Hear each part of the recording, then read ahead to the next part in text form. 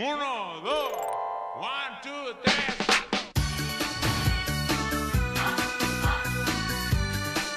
그냥 삼겹살 불판이라고 말합니다. 나오는 순간부터 땀이 줄줄 납니다. 전국 대부분 지역에 폭염특보가 내려지면서 당분간 무더위가 대구 36.6도, 경산이 36.3도, 대구와 경북 대부분 지역은 폭염특보가 내려진 가운데 찜통더위가 이어졌습니다. 이분이 덥다고 해야지 더워지고 이분이 덥지 않다 그러면 그애는 안 더운 거. 예언가. 올 여름은 평년 수준일 것 같습니다. 만약 이렇게 얘기를 하면 아 올해도 매우 덥구나. 살인열, 대구 백사도 얼음 싸움, 미치기 시작한 순주, 치칼로 부부 싸움, 아이고. 폭서로 발작. 동인동에 공설 수영장을 설치했거든요. 네. 이 다른 어떤 지역보다 좀 빠른 편이었습니다. 전국 10개 도시의 관측 기록이 일제히 갱신되면서 하룻밤 잠 2시간 정도까지 못 자고 사실 짜증나서 못 살겠습니다. 서부가 이름은 사람 죽겠습니다 지금. 이곳 아스팔트 지열은 습시 50도까지 올라가 보시면 바로 대구 MBC 뉴스입니다. 어떻게 하면 이 대구 무더위를 가장 잘 표현할 수 있을까? 계란을 한번 익혀보자. 역대급 폭염은 필연적으로 가뭄을 가져올 수밖에 없는 거죠. 가뭄 극복 모금 생방송. 타는 들녘에 사랑의 물줄기를 해는 작은 정성이 줄을 이었습니다. 농촌에 계신 할아버지 할머니 도와드리려고요. 어머 세상에. 한 90년대 후반 이렇게 접어들다 보면은 이제 대구가 1등을 안 하게 되었다. 뭐 경산, 이런 합천, 그런 것이 또 덥다 이랬. 그럼 제가 월 평균 온도의 기준으로 들여다보면 여전히 대구가 우리나라에서 가장 더운 곳입니다. 대구의 경우에는 분지인데다가 이 도심지의 빌딩 숲에 바람이 통하는 길이 막혀 있는 곳들이 있다 보니까 올여름 2025년 여름 대구의 최고 기온은 빠밤. 요즘은 38도가 넘을 때 초고온 이런 얘기를 하거든요. 막 이거 이상은 갈 거다는 얘기는 뭐 쉽게 얘기할 수 있을 것 같습니다. 대구보다 강주가 더 덥다는 그런 허위 보도들이 많이 나오고 있습니다. 대구보다 더운 광주, 동쪽 지역보다는 서쪽 지역이 훨씬 더 더워진다는 게 일치를 하고 있거든요. 서울이라든가 홍성 이런 곳에서 최고 기록을 내기도 하지 않았습니까? 데프리카의 대자가 대구대가 아니고 대한민국의 상징이 될 것 같아서 좀 슬프네요. 1994년 달걀 프라이로 상징이 됐다면 2018년에 또 기상 관측 이래 가장 더운 대구였거든요. 어떻게 좀 기억하고 계신지요? 저한테는 조금 억울한 해입니다. 왜 그러냐면 그때 이제 대한민국 전체가 다 더웠고 그때 이제 서울에 있었는데 집에 안부 전화를 드리면 여기 덥습니다. 그러면 이제 아버지께서 막 그거 뭐 덥노? 이런 거지. 뭐 여름 38도나 이런 거지. 여긴 가마솥이야. 36도도 더운데 휴대용 선풍기. 그 선풍기라 그러는 거를 다 들고 다니면서 생존 용품이었어요. 근데 그게 열을 1.5도나 낮춰준대요. 그치 어마어마한 거거든요. 2018년도에 7월 1일부터 7월 17일까지 117% 전년도에 비해서 판매량이 확 늘어나는 거죠. 마케팅할 때 그 얼음을 상징하는 그런 이미지들을 막 붙여서 뭐 쿨링 토시, 쿨링 마스크 그야말로 그의 여름은 쿨링이 키워드였던 것 같아요. 맞아요. 예. 그때 대구시가 처음으로 이제 남성분들도 양산을 쓰고 다니세요라고 하면서 양산을 빌려주는 사업을 또 시행하기도 했었거든요. 게다가 그 해에는 바닷가로 여름 피서 가지 말자. 오히려 시원한 에어컨이 빵빵하게 나오는 백화점으로 들어가자. 그래서 백캉스. 그리고 은행으로 가자. 은캉스. 뭐 이런 용어들이 한창 유행했던 해가 2018년이었습니다. 그런데 그거 아세요? 그걸 교수님께서 제일 먼저 예측하셨대요. 예, 사실 저보고 헤스타라다무스 이런 얘기를 하셨는데 우리 기상청에서는 2018년 여름이 평년이나 평년보다 조금 더운 정도 뭐 이렇게 전망을 했는데 저는 엄청난 더위가 올 것이다라고 이제 방송 인터뷰를 통해서 공식적으로 제가 얘기를 꺼냈고 한 일주일도 안 돼서 실질적으로 어마어마한 폭염이 몰려오고 그래서 그때 기상청분이 올려놓은 당시 일기도를 보는 순간 아이고 이거는 사고다, 엄청나다라는 아주 전형적인 패턴이었거든요. 북태평양 고기압이 북서쪽으로 확장을 하면서 우리나라 동해 쪽을 완전히 덮고 있는 그런 형상이었거든요. 실제로 그때 기록도 좀 어마어마하긴 했습니다. 33도를 넘어서는 폭염일수가 94년도에는 30일이 조금 못 되었거든요. 근데 2018년에는 31일을 기록하게 됐고 한 달 내내 폭염이었어요. 네, 열대야 일수도 2018년이 94년을 넘어선 해가 그 해였습니다. 그래서 그때 94년도가 계속 소환이 됐었죠. 94년도가 더 덥나? 2018년도가 더 덥나? 오늘 대구의 최고 기온은 무려 38도까지 오를 것으로 예상이 되고 있는데요. 올 무더위가 역대 최악이었다는 1994년보다 더할 거란 얘기까지 나오고 있습니다. 가만히 서 있기도 힘든 폭염이 오늘도 이어집니다. 기상청은 예년보다 심한 무더위가 다음 달 중순까지 이어질 걸로 내다보고 있으며 올 무더위가 역대 최악이라는 1994년보다 더할 거란 전망도 나오고 있습니다. 이게 94년도와 2018년 어떤 차이가 있었던 건가요? 1994년에 우리나라에 온 더위의 원인 플러스에서 태풍이 큰 역할을 했습니다. 태풍이 우리나라 동해 쪽을 따라서 이렇게 올라오다가 비구름대만 동해안에 남기고 우리나라는 그 고기압이 덮고 있으니까 우리나라 상륙을 못하고 태풍 자체는 중부로 가버리고 태풍 쪽은 저기압이지 않습니까? 그럼 태풍이 가면서 주변 공기를 태풍 쪽 빨아들이거든요.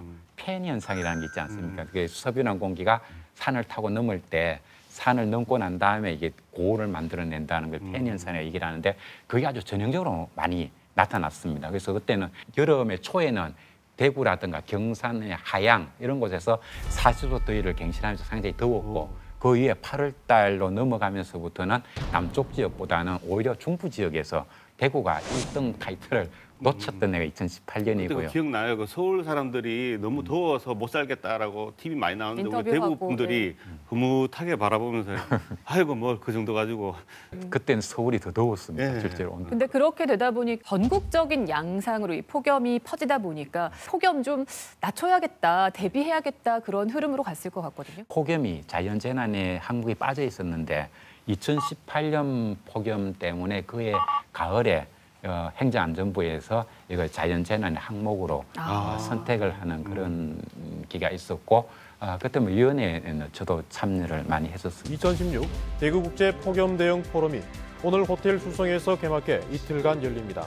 이번 포럼에는 5개 나라에서 기후 변화와 폭염 관련 전문가 200여 명이 참석해 폭염 대응 대책과 폭염 관련 산업 육성 방안을 모색합니다. 그때가 이제 2016년이었죠. 그래서 대구의 폭염을 좀 널리 알리기도 하고 이걸 이용해서 좀 긍정적으로 산업 활동 중에 기후와 관련이 없는 것을 찾기가 굉장히 어렵죠. 전자제품도 그렇고 의료도 그렇고 그리고 이렇게 기온이 이렇게 올라가고 하면 뭐 패시브 하우스 뭐 이런 거 단열재라든가 아스팔트 안에 스펀지 같은 이 특수 도료를 넣으면은 이 물을 뿌려줬을 때 그걸 딱 머금었다가 한 일주일 정도 서서히 이렇게 물을 증발시키면서 온도를 떨어뜨려 줄 수 있는 이런 그 제품들도 많이 나오고 있거든요.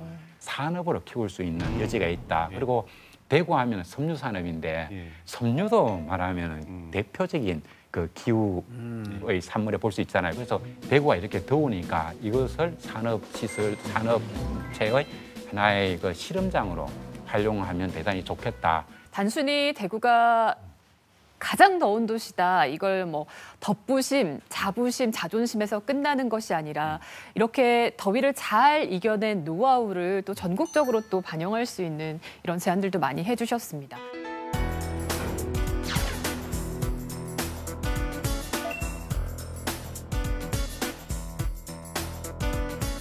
대구 사시는 분들은 무더위가 심하니까 덧부심이 있죠. 뭐 김천 프리카 좀 이상하잖아요. 영천 프리카도 좀 이상한 것 같고 대프리카가 좀 입에 착 달라붙기도 하고 아무래도 더위는 대구가 아닐까. 저는 항상 대구 더위를 그냥 삼겹살 불판이라고 말합니다. 그냥 약간 타들어가는 더위. 다른 지역에서 온 친구들은 5월 달부터도 덥다 하는 친구들도 많았고 6월 달 들어오니까 여기는 사람 살 곳이 아니라면서 이야기하는 친구들도 있어요.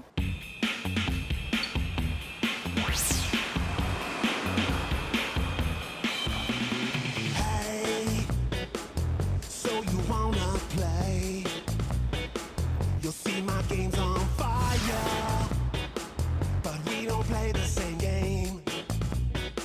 You'll see I'm greedy for speed, and neutral means nothing to me. So if that's your desire, we'll get along famously. But one thing I like. 그 이제 한여름에 이제 기차를 타고 동대구역에 내리면 대구 사람이 아닌 사람은 말이 많습니다. 이거 뭐야? 그러고 막 공기가 막 그러면 이제 속으로 여기가 대구야. 라면서 약간 이제 묘한 이제 감정을 지니고 있는데 뭐 견뎌야지 별 수 있나 뭐 이렇게 하고 살아가는 것 같아요. 근데 사실 이게 대구 기상청에서 발표하는 온도보다 상당히 높다는 것도 우리가 인식을 해야 됩니다. 체감 온도는 더 높아요? 체감 온도가 실제 온도가 높아요. 그 세계 기상기구 사이트에 들어가 보면 그 폭염 사이트가 이렇게 하나 있거든요. 거기에 보면 플러스 5, 그다음에 영어로 2 하고 플러스 10. 그러니까 대구 기상청은 망우당 공간이 있거든요. 그 교외 지역이 있잖아요. 거기에 비해서 도심지는 5도에서 10도나 높습니다라는 이야기거든요.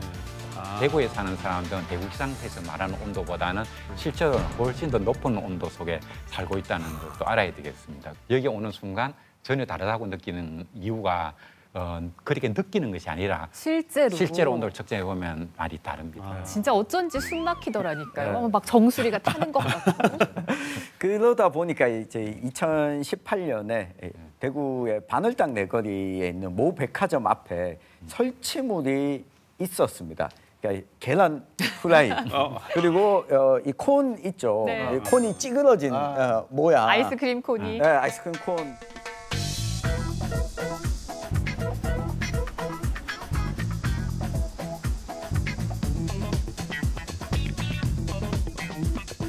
이게 그 우리 지역 미술 작가였던 이 손영복 작가가 만든 건데 이분이 대구의 더위를 조금 긍정적인 모습으로 표현하면 어떨까 해서 설치를 했었는데 이 보행에 또 방해가 된다. 실제로 이게 진짜인 줄 아는 분들도 있다 보니까 결국 민원이 들어와서 철거를 했다고 합니다. 저는 재밌는데요. 이게 그 더위가 이제 예술로 이제 승화되는 거 아니겠어요? 우리가 또 해악의 민족인데. 뭐 데프리카라는 말이 한 10년쯤 전에 나왔는데 2014년 이때 정도부터 인터넷에서 하는 말이었는데 이제는 뭐 굉장히 광범위하게 사용을 하고 있잖아요. 실제로 팩트 체크를 한번 해봐야 되겠죠. 데프리카라는데 과연 실제로는 대구가 더 더운가 아프리카가 더 더운가? 자, 대구가 더 덥다, 아프리카가 더 덥다. 다른 의견 있으세요? 자, 하나, 둘, 셋. 대구. 대구. 참기 어려운 더위죠. 제가 파나마에서 왔는데요. 거기서 우리나라 제일 더운 지역이에요. 제 생각에 여름이면 대구도 더운 것 같습니다. 고향 날씨는 아마 건조한 더위라고 보면 될 것 같고요. 대구는 완전 습한 더위? 아마 찝찝한 더위라고 생각할 수 있는 것 같고 여름 3개월밖에 안 되니까 너무 다행이라고 생각합니다. 대구는 에어컨 없으면 힘들어요. 제 생각에는 대구가 더 더운 것 같아요. 제 고향은 호치민 옆에 있는 지방이라서 1년 내내는 덥긴 한데 연대 기후 나라라서 좀 비가 많이 내려서 많이 덥지 않아요. 대구에서는 해 떠 있는데도 덥고 해 지나서도 더워서 그 밤에 못 잠자기도 있어요. 저 처음에는 좀 충격 받았어요. 한국은 원래는 좀 추운 나라다고 해서 직접 보내서 너무 덥더라고요. Definitely, Daegu summer is much hotter than my hometown, which is Kenya. We experience dry heat. The breeze helps to calm the heat, to cool off the heat. Daegu is quite humid, very humid, which feels more like a very heavy blanket on our bodies. And also we experience very cool mornings and evenings. And for Daegu, it's hot throughout. Like moving in to Daegu was in 2023, and it was such a shock. Many Koreans referring to Daegu as Deprika. But Deprika or Africa, any country in Africa is not this hot. 더운 거 싫어. 너무 싫어해요. 아, 너무 싫어. 솔직히 말하면 델리가 엄청 더워요. 여기보다는 엄청 더웠는데요. 장기간의 혹속? 우리는 진짜 전자레인지 안에 산책하는 것 같은 느낌입니다. 여기에서는 근데 습도가 가끔은 좀 높아서 가끔은 좀 힘들 수도 있습니다. 태국 비슷한 날씨가 있구나라고 생각했어요. 왜냐하면 태국에서는 한국 겨울밖에 없는 나라라고 생각했거든요. 태국이랑 닮았네라고 해서 살기가 좀 저는 적응하기가 좀 쉬웠어요. 태국은 한국보다 더 습하고 한국은 더 건조해서 좀 태국보다 더 시원해요. 더운데도 습해서 화장하거나 이런 것도 잘 지워지고 땀 흘릴 때도 끈적거려요. 한국에는 그런 느낌 없거든요.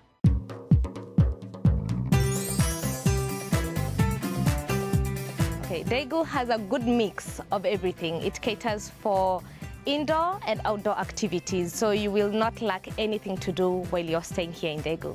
밤에는 앞산에서 등산하고 거기서 아름다운 야경도 볼 수 있고 바람이 엄청 강해서 시원한 느낌도 느낄 수 있습니다. 그리고 돌아올 때 길에는 맛있는 빙수집 있어요. 그래서 매일매일 밤에는 엄청 좋아합니다. 아프리카처럼 덥지만 다행히 여기 시원하고 맛있는 음식이 많아서 빙수 아니면 냉면 먹으면서 더위 지나갈 수 있어요. 삼계탕 먹는 거예요. 그거 저한테는 처음에 너무 신선했어요. 뜨거운 거 먹는 거 정말 독특해요. 한국인들이 김치찌개나 이런 거 뜨거운 거 많이 먹고 시원하다라고 하는 게 그거 좀 독특했어요. 아프리카에서 우리나라로 온 사람들 얘기도 보면 아프리카에는 열대야 없다는 얘기를 하지 않습니까? 그러니까 열대야가 만들어지는 이유가 이 도시화 때문에 영향이 크거든요. 아프리카에 가면은 그런 인공시설도 적고 그리고 고산지대가 많이 있지 않습니까? 그런 곳에서는 해가 떨어지고 나면 건조하고 선선하다 그런 얘기를 합니다. 그리고 이 동남아시아도 그렇고 아프리카인 데 가면은 스콜성 강수가 내려주기 때문에 우리처럼 24시간 내내 이 더위에 시달리는 이런 현상들은 잘 찾아볼 수가 없는 거죠. 그리고 우리가 삼면에 바다가 있고 바람은 저 먼 바다, 남쪽 바다에서 올라오는 공기다 보니까 습하죠. 후덥지근하다 이런 거 있지 않습니까? 한증맛, 찜통 이런 게 그래서 나온 거잖아요. 그렇죠. 그래서 아프리카보다 대구 더위가 더 견디기 힘들다? 그렇죠. 특히 체감 온도는 훨씬 높다 이렇게 생각합니다. 이게 또 내성도 있는 것 같아요. 실제로 2017년에도 굉장히 좀 더웠다라고 하는데 이 대구가 폭염 일수는 많았음에도 불구하고 다른 지역보다 온열 질환자 숫자가 좀 적었다. 이게 더위에 내성이 있는 거 아니냐. 프로야구에서 삼성 라이온즈가 7월, 8월만 되면 성적이 올라간다. 다른 팀은 성적이 좀 떨어지고. 그래서 여름성이다. 특히 대구에 와서 경기를 하면 대구에 사는 선수들은 이 정도야 게다가 경기는 밤에 하지 않니. 이 정도 열대야는 대구는 견딘다. 밥을 먹어서 소화를 하면 나머지 폐열은 우리 버려야 되잖아요. 너무 많이 빠져나가면 추운 거고 적당히 빠져나가면은 쾌적한 거고 적게 빠져나가면 더운 겁니다. 그래서 이게 그런 차이를 가지고 수치로 나타낸 게 인지온도다 이렇게 볼 수가 있겠죠. 그래서 인지온도는 기온, 습도, 일사량, 풍속 이런 것들 다 감안해서 우리 몸이 열을 얼마나 잘 빼앗길 수 있는가 이런 잣대로 만든 온도라고 보면 되겠습니다. 그래서 그거를 조합해서 열 스트레스를 측정할 수 있다라고 합니다. 대구 사람들은 한 30도가 될 때 좀 더워지네 라고 말을 한다면 서울 사람들은 한 평균 29도에서 오늘 왜 이렇게 더워지지? 라고 반응을 한다고 하니까 신체가 적응을 그렇게 하고 있는 거 아닌가 이렇게 생각해 볼 수 있습니다. 대구 사람들의 장점이라고도 볼 수 있겠네요. 네, 이걸 내성이라는 용어가 아니고 수능이라고 얘기를 하거든요. 땀샘 숫자도 땀샘 수도 다르고 그다음에 피하 지방 두께도 다르고 그래서 백인들은 추운 지방에 살고 흑인들은 더운 지역에 살잖아요. 이런 것들도 다 이게 인체의 차이 때문이라는 거 볼 수 있겠죠. 이렇게 유전자가 순응하게끔 만들어지는 게 뭐 하루 이틀 만에 완성되는 건 아니고 그죠. 자, 우리 선조들은 어떻게 이 더위를 났는지 선조들의 피서법도 한번 짚어보도록 해요. 네, 선비들의 문집을 좀 찾아봤거든요. 학천 이 김병문 선생이 동료에게 서신을 보냈습니다. 대구로 돌아왔을 당시에 더위로 고생을 했다.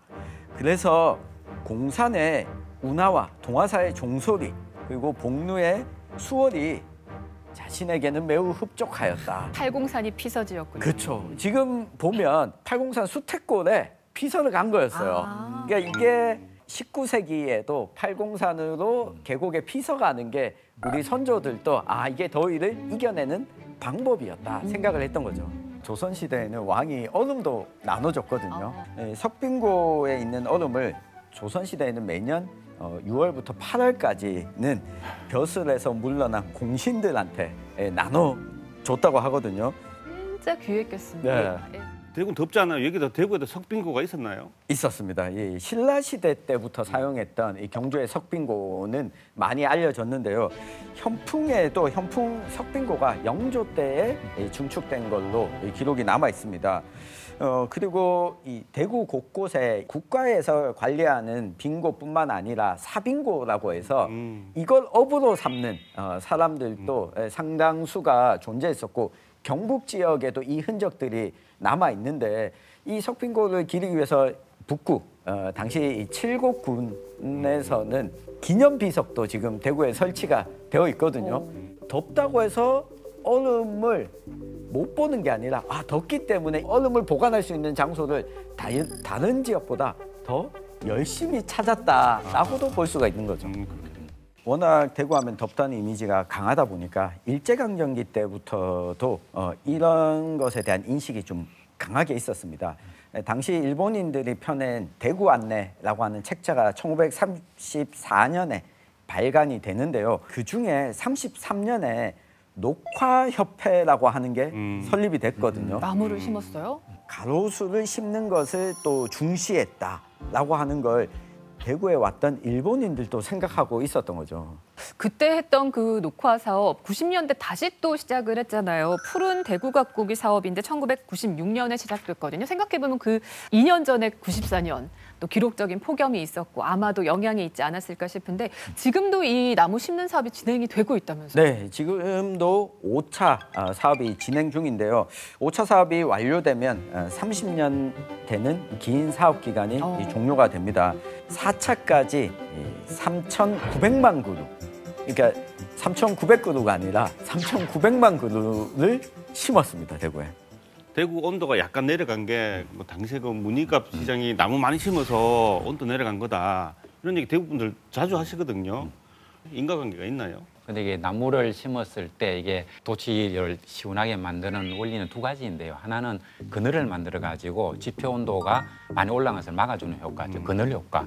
그다음에 두 번째는 이 물의 정산 효과. 물이 증발할 때 열을 주변에 빼앗으니까요. 그래서 두 가지 효과를 얘기를 하는데 사실 이 나무가 온도가 32도가 넘어가면은 기공이 닫히거든요. 한여름에는 이게 물 증발 효과는 사실상 없는 거고 그늘 효과로 인해 가지고 시원함이 만들어지는 거거든요. 예전에 문희갑 시장님 시절에는 가지치기를 전혀 못 하겠습니다. 그게 아주 제대로 이 거리 가로수의 효과가 무엇인지를 그때 그 시장님은 이해를 하고 있었던 것 같아요. 근데 요즘 보면 앙상하게 만들어 놓은 걸 보면 그렇게 하려고 하면 그늘 효과가 안 만들어지기 때문에 나무를 왜 심는가 하는 그 기본 정신을 잃고 있는 것 같습니다. 그러니까 대구가 워낙 더위가 유명하니까 관련 대책에 대해서도 되게 꼼꼼하게 준비를 하고 있는 것 같더라고요. 폭염 대책 기간이 언제부터 시작할 거라고 생각하세요, 김수박 작가님? 대책이니까 겨울부터 하면 좋겠지만은 보통 안 그렇잖아요. 보통 근데 우리가 한 7월 달쯤에 이제 준비할 것 같은데 5월 20일부터 9월 달까지를 이제 폭염 대책 기간으로 정해가지고 여러 가지를 이제 조사를 하고 이제 대응책을 마련을 한다고 합니다. 그리고 폭염 및 도시 열섬 현상에 대한 대응 조례도 2018년도에 이제 제정이 되어가지고 곳곳에 변화가 실제로 일어나고도 있는 거죠. 대구시가 진짜 이 폭염에 대응을 잘한다. 라고 하려면 시설, 설비, 이 산업뿐만 아니라 시민들에 대한 정책 차원에서 접근이 필요한데 이런 부분은 제가 봤을 때 무딘 것 같습니다. 그러니까 참으면 된다라고 하는 생각이 강한 게 드러나는 게 2018년이었죠. 당시에 노동청에서 5개 노동자 작업 중지, 이게 폭염 시에 작업하지 마라라고 했었는데 모 구청 앞을 제가 지나고 있는데 오후 2시에 그 가로수 있죠, 가운데. 공공 업무를 하는 고령의 어른들이 거기에서 잡초 뽑는 작업을 하고 있었어요. 제가 기사도 쓰고 취재차 전화도 하고 있는데 그러고 나니까 1시간 뒤에 이분들이 다 들어갔거든요. 근데 분명히 지침을 내렸음에도 불구하고 이게 적용이 안 되고 있다.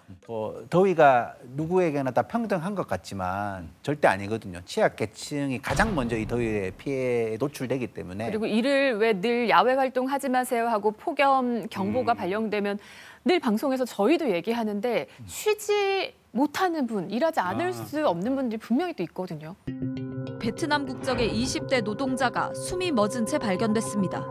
발견 당시 남성의 체온은 40.2도. 소방당국은 온열 질환으로 쓰러진 걸로 의심하고 그렇죠. 지금도 보면 우리나라 사람들이 여름은 더워야 마시지 이런 얘기를 하는데 과거의 더위가 그저 좀 불편한 정도 더위였다고 한다면 지금은 사람 목숨을 앗아가는 살인적 더위입니다. 옛날 더위와 지금 더위는 다릅니다. 이런 얘기를 하거든요.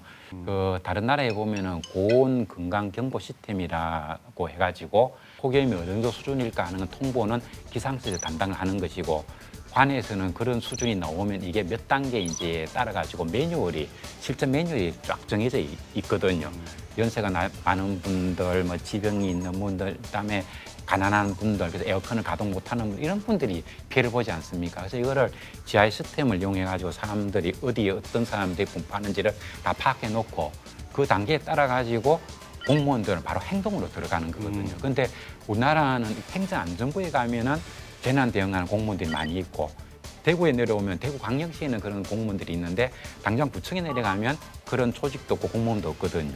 반드시 이걸 빨리 고쳐야 된다고 얘기를 하고 있었습니다. 미국 시카고에서 1995년도에 폭염 때문에 정말 많은 사람이 죽었거든요. 갑자기 너무 많은 사람이 죽으니까 이제 막 뒤늦게 이제 조사를 하고 하니까 정말 그 미세한 정책의 차이.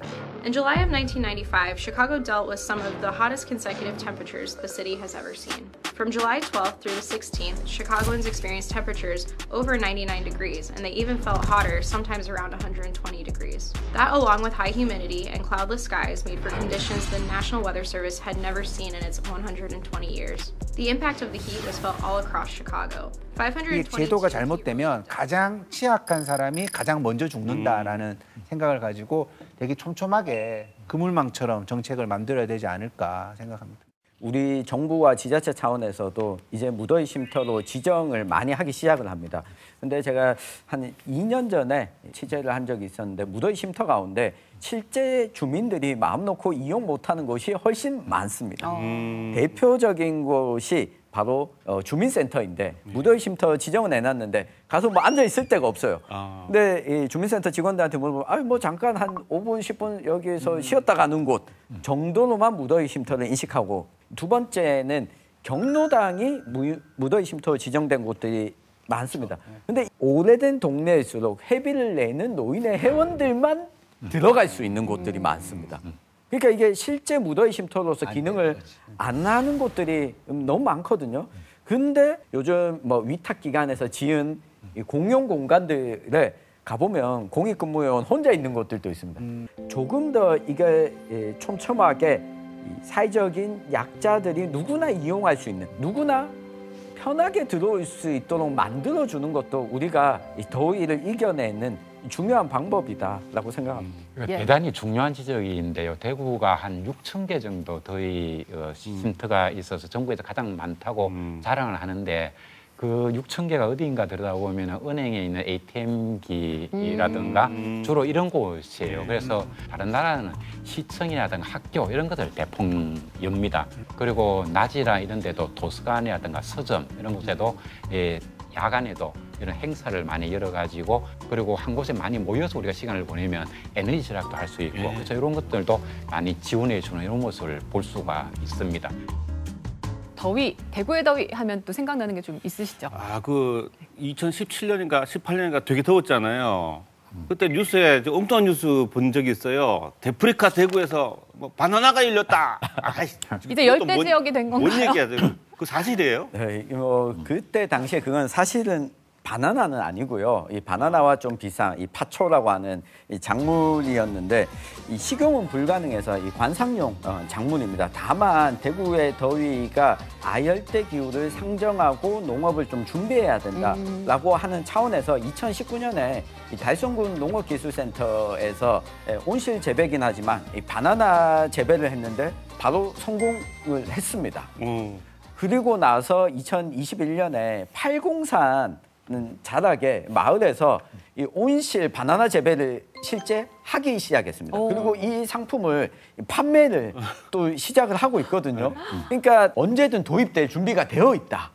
대도시에서 준비하는 곳은 대구가 처음이었던 거죠. 그만큼 대구가 또 덥다라는 얘기. 좋아해야 될 일일까요? 우리가 이제 바나나의 도시. 네, 좀 슬프죠. 왜 그러냐면 제주도에서 언젠가부터 망고 같은 게 자연스럽게 나오고 아열대 기후로 이제 들어온 거죠. 학교 책에 보면 캐펜의 기후 뭐 이런 게 많이 나오거든요. 그건 보면 인위적으로 아까 그 망고나 이런 걸 옮겨 심었다 얘기하는데 그게 아니고 아열대 기후에 잘 자라는 수목이 자연적으로 이렇게 많이 나타나면 아열대 기후, 온대 안에 참나무, 소나무가 많으면 온대 기후 이렇게 구분을 하거든요. 네. 그렇게 하면 아직 우리나라는 온대 기후다 이렇게 볼 수가 있는데 우리나라 기상청에서 공식적으로 잘 이용하는 기후 구분법으로 트레와다법이라는 게 있거든요. 월 평균 기온이 10도 이상인 달이 8개월 이상이 나타나고 그리고 가장 추운 달에 월 평균 온도가 18도 이하이면 아열대 기후다 이렇게 얘기를 합니다.